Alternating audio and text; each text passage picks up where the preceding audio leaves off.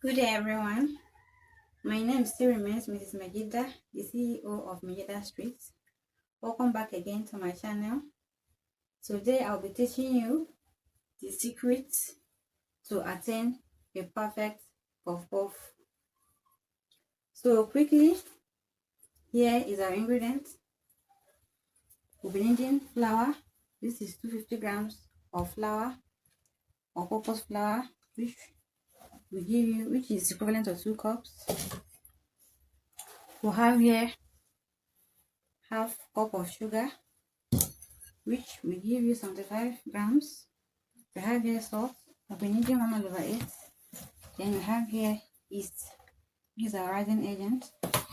The rising agent will be needing 2 teaspoons of yeast. Here's our bowl for mixing.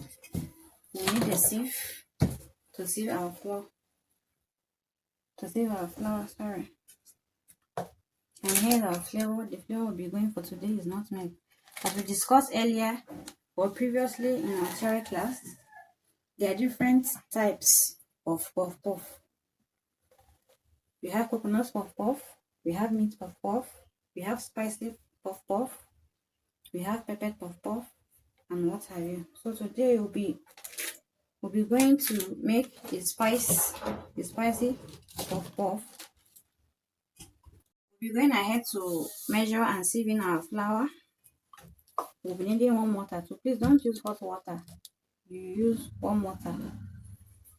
So, as I have said earlier, some recipe calls for milk, egg. So this our recipe is just the simplest, the easy way to achieve this perfect puff puff. So I'll be telling the secret to this recipe.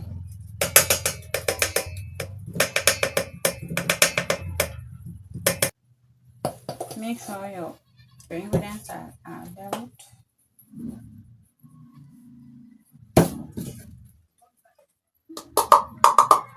So I'll go ahead now and add in my salt. For taste is very important or necessary, but you can choose to leave it if you wish. I like adding.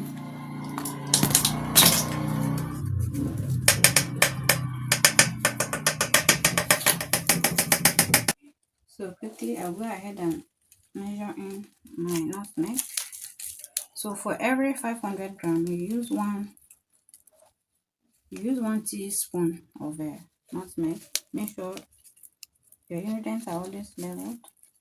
You can use the seed nutmeg.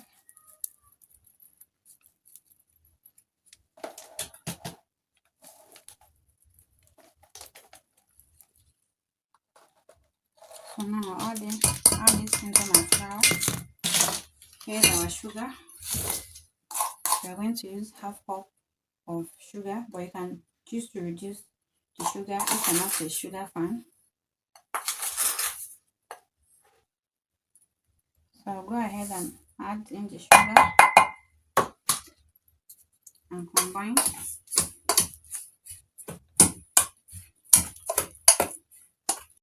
I'll go ahead and add in my yeast. I'm not going to prove my yeast. I'm sure my yeast is fresh. So in order to be sure of your yeast, you can add this into a bowl, mix with warm water and 1 teaspoon of sugar to prove.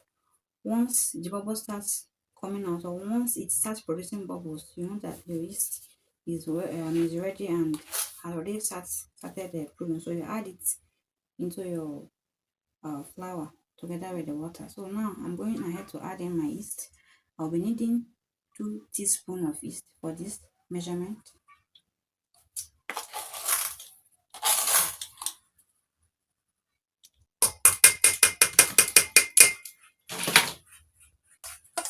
I'll go ahead and combine. We have come to the most important aspect of this puff puff making. You need to learn how to maneuver your mixing procedures. So we'll be needing 1 cup and half cup of warm water in mixing this our puff puff batter. So we'll be going little by little to make sure that the batter is not watery. the butter needs to be thick. It has to be thick, not too thick, but it has to be thick.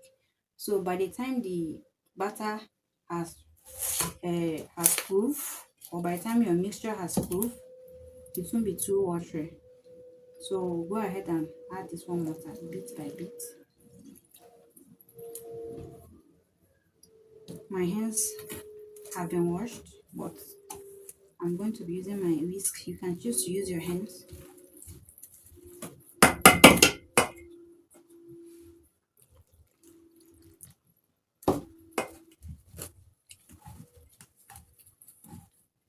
Please pay attention.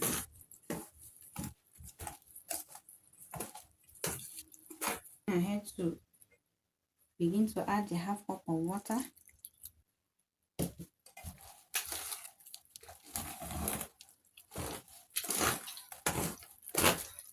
Guys, I'm going to use my spatula to strip down all the butter. As you can see, you see how thick this mixture is. So as I have said earlier, if you're having difficulty by the time you're mixing the puff puff batter with the whisk, you can choose to use your hands. So now go ahead and cover it and put in a one place for it to proof for about 40 minutes to an hour. See then, guys. See you. Our time has elapsed. As you can see, the puff puff mix has risen into triple fold, and we'll be going ahead to fry this goodness now. You see the secrets behind the mixing. You see the consistency already. Had it been you mix it to be watery earlier on, the butter or the mixture would have been running by now. So we fry, we'll need a bowl of water that you can dip your hand. It will allow your puff puff to come out in round or ball shape, and it will not be sticky to your hand. So let's go, guys.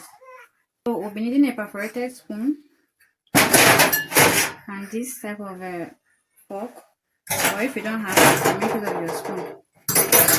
So let's go.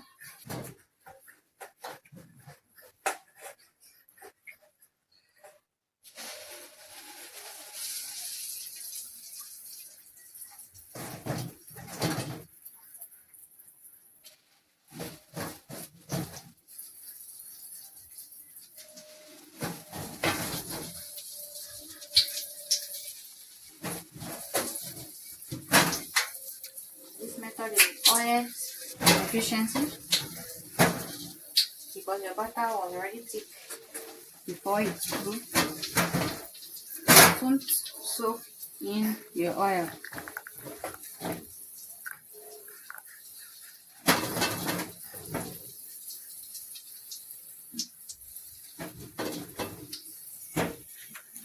So you go ahead and start turning your butter.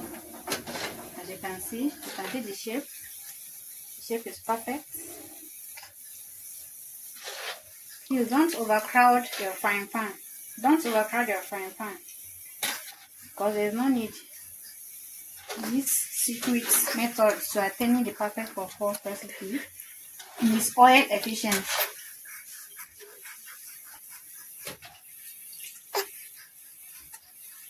Our puff puff is set. It's ready to go now.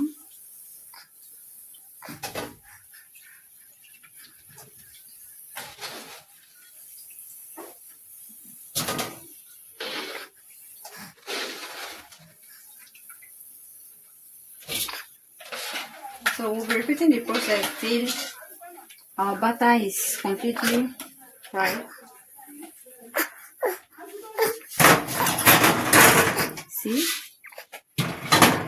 See the round shape.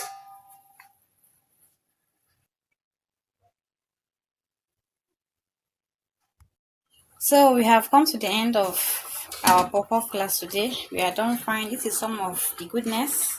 You can see. Just be the judge for yourself. Just take a good look at this round, good and delicious puff puff. So I'll be cutting one for you to see.